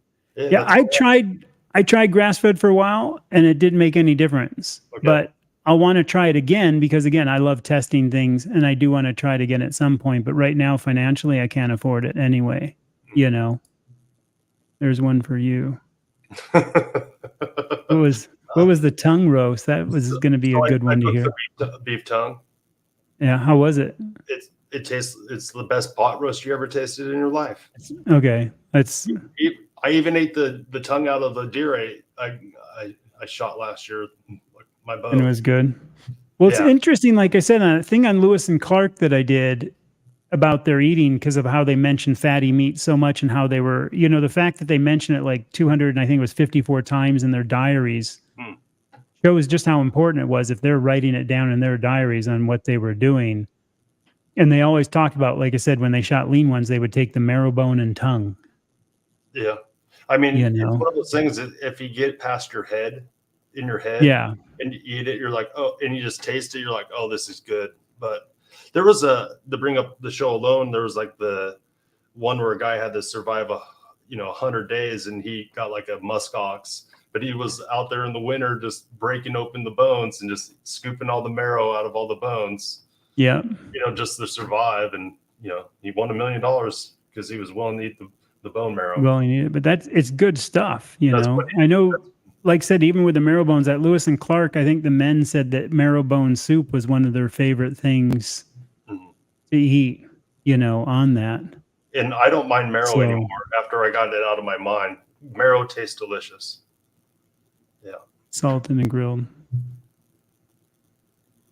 Yeah. Do you like chuck steaks, like the thin ones, or do you like the full-size chuck, Aaron? I like it anyway. Doesn't matter. I'll make it in steaks. I'll make it in roasts. I'll eat huge ones. I'll usually sous vide for like 24 hours and take them with me if I go camping, and just cut off chunks and cook it over the fire and just eat it like a caveman. It's one of my great joys. Yeah. I saw something in bile salts here twice, and then I missed what the first part of it was. There was like this was like the second part. If you have any problems, they say try taking bile salts. I'm not sure what that was about, if somebody can bring that other back up. And then they said that I know TUDCA, TUTDCA is another thing. And actually it's interesting just because I have no gallbladder. So I know a lot about bile salts, but if you have a gallbladder, but it's like not working what you think should be, or your kidney is not quite working and you're newer, research TUDCA, because TUDCA is kind of a thing that will also help your liver kind of thin out, I guess, and clean through and produce more. Basically, it's a thing that helps the production of bile and can help. One of those things I had to learn that I didn't want to learn. That's life. Yeah. That's kind of how it usually goes. My saying is like, I didn't even know I wanted to know that. Yeah. Well, when I did the diving stuff, I did medical stuff for a while, like EMS, stuff. And I used to teach like medic first aid stuff and did rescue diving as on like a, recovery team and stuff. And, the stuff you got to learn for it, is just these weird, weird things of stuff. And it has no pertaining to your life or anything, but you got to know it if you're, working with somebody. Yeah. So some of those weird things stuck in the back of my head. Yeah. I'm writing that everything that I have never heard before. I write down. So I can make research. Yeah. Yeah. Instant Pot. See, like in the Instant Pot, Susan, if you can, I'll try to catch this. I'm getting better at driving this thing. The chuck roast, I like mine, like I said, I cut it thin or get it cut as chuck, and then I grill it, and then I put it in the Instant Pot only for 5 minutes because it's thin, or I'll cube a regular one. It cooks way quicker and stuff. I'm just curious if you have a preference or not, just to kind of, always curious. I still like the, go ahead. I was just going to say, I personally like anytime I could get something that's soft and tender and crunchy a little bit at the same time. Anytime. Yeah. Have a little bit of texture to it. But I really like thin slice and chuck, and kind of using it like something you'd see like a cheesesteak. Yeah, I've had that before, and I want to get a really good deli slicer at some point so I can do it just because I'm even thinking like when you get the chuck and when you get your own, whole backpack or loin, instead of cutting it like they do with the grain, I'm just going to cut it longer. So when I then can slice it, I can slice it with the grain going, short wise, and then just have these just tender fall apart pieces that I think would be good. And you don't have to cook it that much, so you don't have to worry about histamine at all. You just cook it quickly at a very high heat, with some tallow and. And when I make the chuck steaks, I'm always going to eat the tender parts. You know what I mean? On the other muscle, just off the grill because they're tender enough to eat that way. The parts that are tougher, I just take and I throw in the Instant Pot in 5 minutes. So I'm kind of almost two-staging it when I do it. Yeah, I know the gallbladder thing, like for me, see, I lost it right at the beginning. So it's kind of, part of what I'm getting used to. And I know Dr. Chafee said that they can actually almost make like a pseudo gallbladder. Like your body can almost start kind of doing that. And I've heard that, and I haven't had that, so mine's been out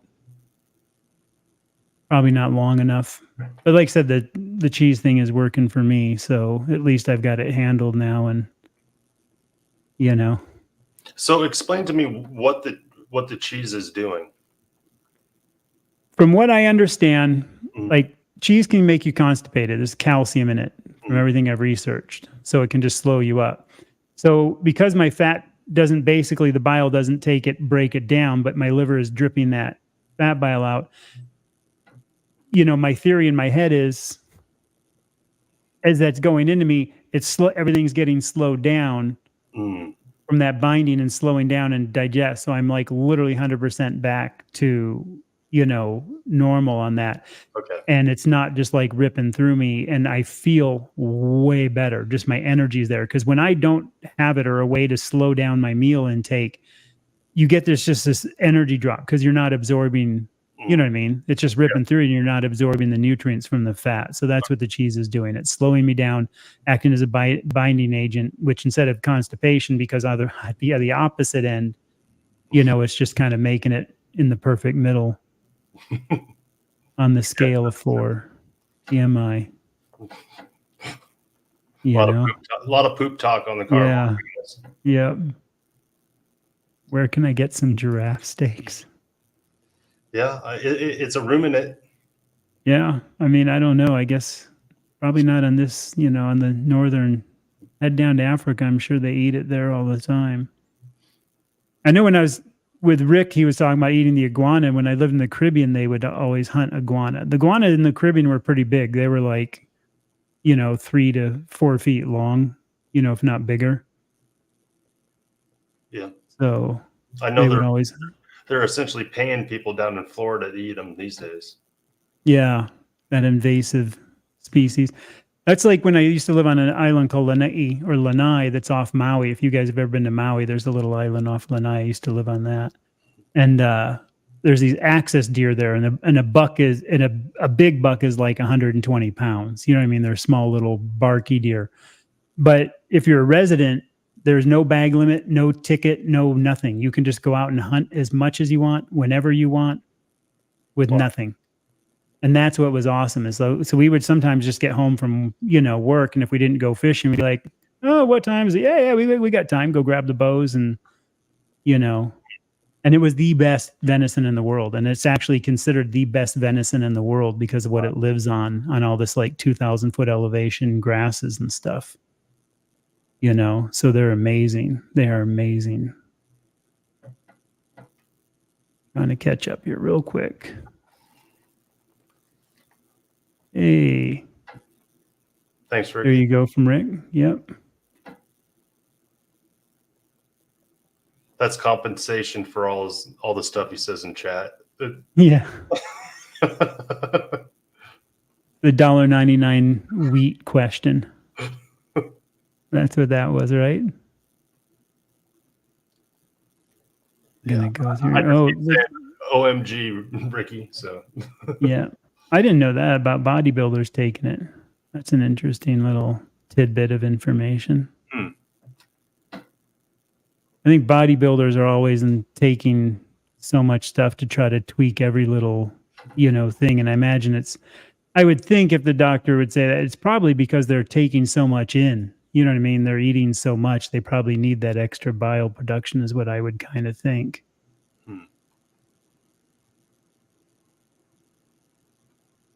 There's I like beef hearts, organ steak. You can grill it nice and chewy. Yeah, I mean, heart's definitely just a solid muscle. That's the one thing. It's not like some of the other organs as much because it is just purely a good, healthy, very healthy muscle,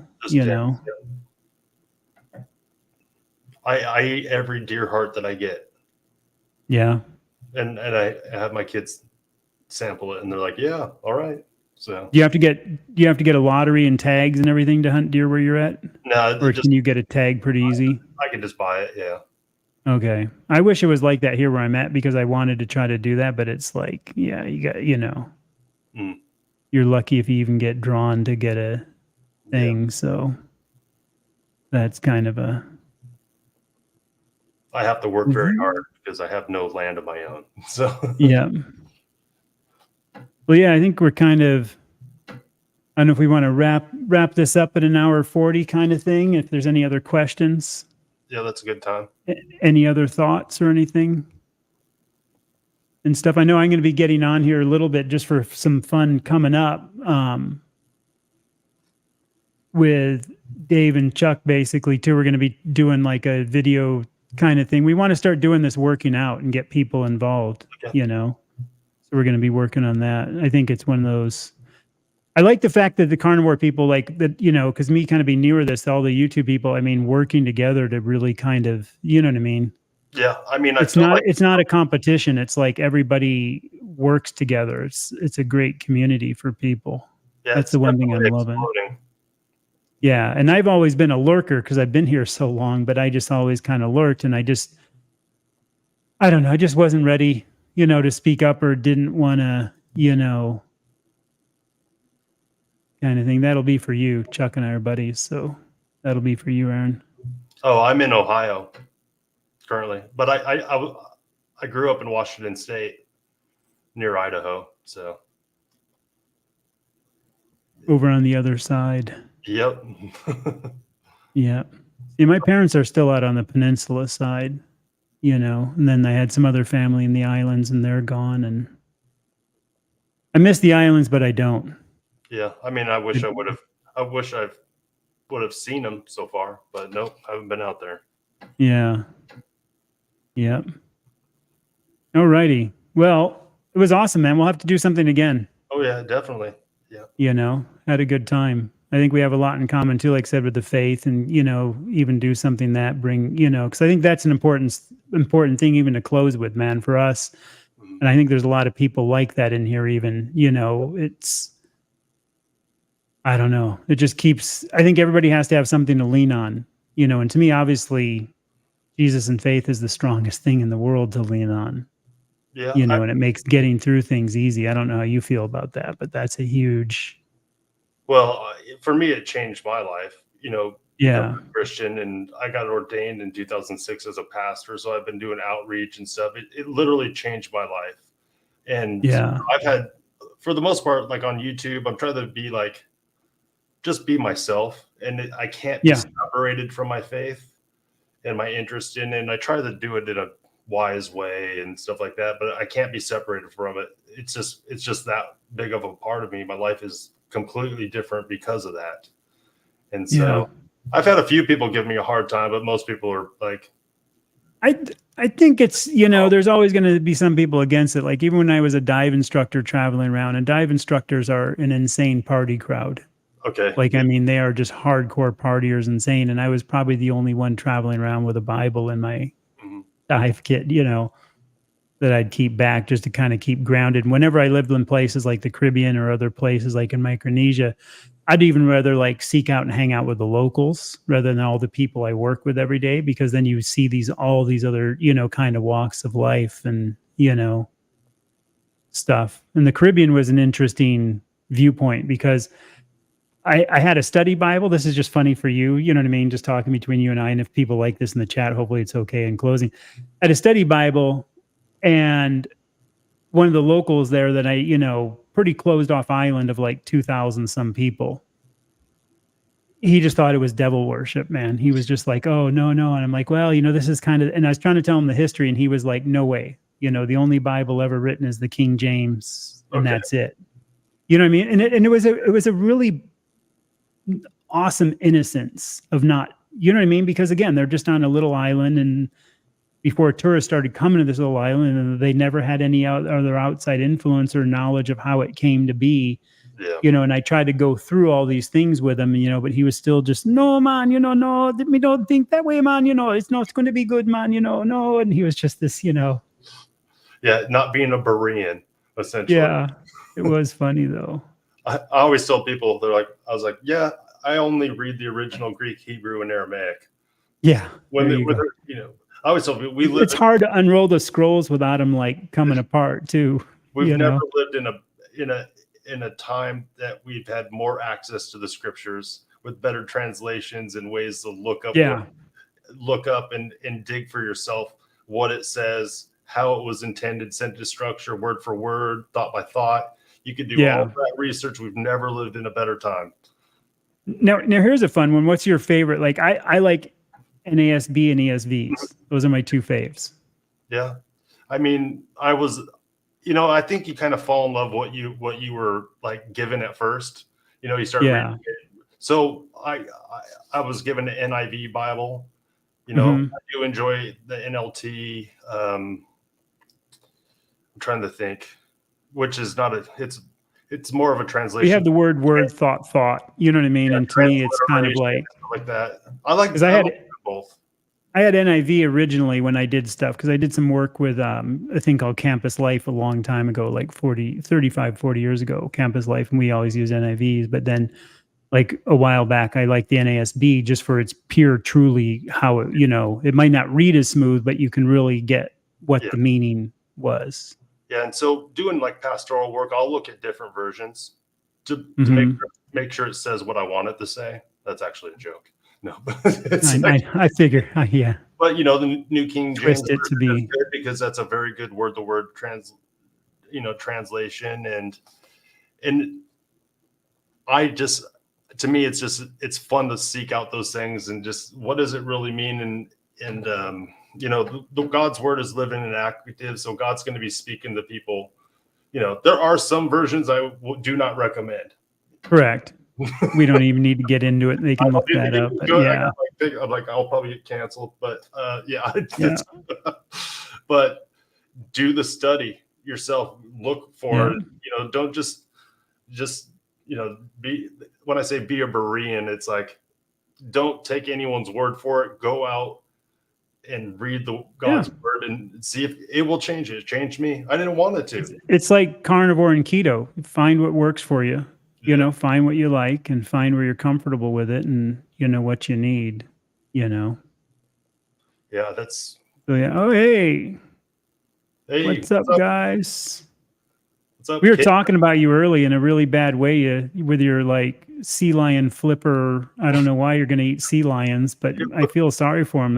They all they want to do is bounce a ball on their nose, and you want to eat them. What's this? I was writing a letter to Alabama about this guy over there Yeah.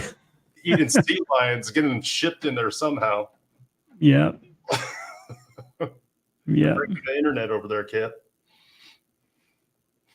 We were talking about Mike Shaw TV. Yeah, people should head out, hit up Aaron and I if you don't mind, and hit up anybody else you see in the chat. You want to do this, a good way to share. And I'm if you're like me too, I don't mind that people would want to share channels in the share your channel. chat. You know, With that. if you guys want to post that, we'll hang out here for another minute or two. If you guys have got a channel, post that puppy up. Let people know. I know overcoming carbs. Nelly needs meat. Yeah. The 40-year carnivore. Breaking Thins in there, and Carnivore Kip, yeah. everything else, and Kip in there. Yeah, I don't know them all. There's so many channels these days. And I thought I got into it late. I was like, man, I was kind of early. Yeah. I do kind of think, man, if I'd started my channel like 4.5 years ago when I started, this whole journey, but I wasn't mentally in a state to do it. Yeah. Should have, could have, would have. If I went back 4.5 years, I'd be investing in like Dogecoin and Bitcoin, and I'd be eating like Wagyu. I'd have my own Wagyu farm, and Well, yeah, there's be a lot of what I had a dream that I woke up and I was so upset that I didn't buy Bitcoin when it was like $20 a coin. Yeah. Well, my wife and I turned down a job for 2,600 Bitcoin. Yeah. Because she has a graphic design company, and this is a long time ago. And the guy's like, well, I've got a bunch, how about 2,600 I'll give you, and then, whatever cash. And we were like, but shoulda, coulda, woulda. We probably would have went like, oh my gosh, it's like, $100, man. We're going to make, you know what I mean? Yeah. You can always think what you want, but that would have been an insane amount of money. So, Yeah, it capped out at like 53,000 or something per coin. Yeah. Yeah. I'm subbed to so many carnivore channels. It's a full-time Yeah. job. It's funny. It is. I still try to do it. I get a little sidetracked sometimes, but it's fun to watch when I'm doing stuff. I put it on my iPad, kick it up there, watch it when I'm doing dishes or cooking. I usually run around with headphones and cooking and watching them. And yeah, I'm always trying to learn something, watching shows and hop on lives and stuff. No one can do it all anymore. I can't even keep up with comments. Yeah. It's like, and that's been tough on a couple of mine that took off. But I'm so far doing it. Yeah. I got my well, awesome. I think we'll close this up and appreciate everybody coming out, supporting us. And thank you. We will be doing it again. And I'm sure, I think Aaron and I will be doing stuff again too. We had a good time. Definitely. All righty. Ahui-ho. Oh, the Kilby Life, Aaron's channel. Yeah. Yeah.